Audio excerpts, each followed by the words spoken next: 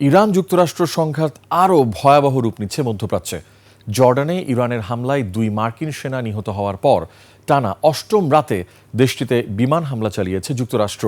ওয়াশিংটনের দাবি, ইরানের সামরিক সক্ষমতা দুর্বল করতেই এই অভিযান। এদিকে ইরানের হামলার জেরে জর্ডান ও বাহরাইনের 2টি আন্তর্জাতিক বিমানবন্দরের কার্যক্রম বন্ধ রয়েছে।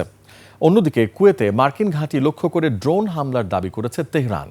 আর পাল্টাপাল্টি হামলার মধ্যেই হরমুজ প্রণালী ঘিরে নতুন করে উত্তেজনা ছড়িয়ে পড়েছে। বিস্তারিত তাফসির ফিজার রিপোর্টে। মধ্যপ্রাচ্যের আকাশ জুড়ে এখন শুধু যুদ্ধের দামামা।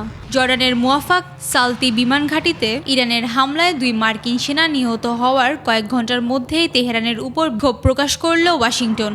মার্কিন সেন্ট্রাল কমান্ড জানায়, টানা 8ম রাতের অভিযানে কেশম দ্বীপ, সাদেগান সহ ইরানের দক্ষিণ অঞ্চলের একাধিক সামরিক ঘাঁটিকে লক্ষ্যবস্তু করা হয়েছে। মার্কিন বিমান ও ক্ষেপণাস্ত্র হামলার মূল লক্ষ্য ইরানের উপকূলীয় প্রতিরক্ষা ব্যবস্থা বিচ্ছিন্ন করা।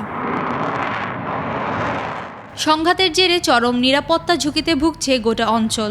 বন্ধ করে দেওয়া হয়েছে জর্ডান ও বাহরাইনে 2টি গুরুত্বপূর্ণ আন্তর্জাতিক বিমানবন্দরের সব কার্যক্রম।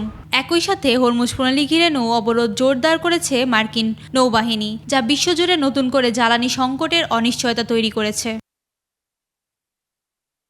চলমান মার্কিন আগ্রাসনের পাল্টা জবাব দিয়েছে তেহরানও। কুয়েতের 2টি মার্কিন সামরিক ঘাঁটিতে বড় ধরনের ড্রোন হামলার দাবি করেছে ইরান।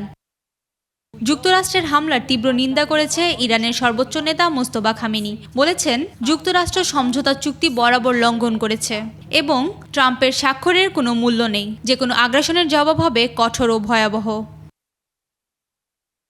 তাফসির ফিজা, 21 টেলিভিশন।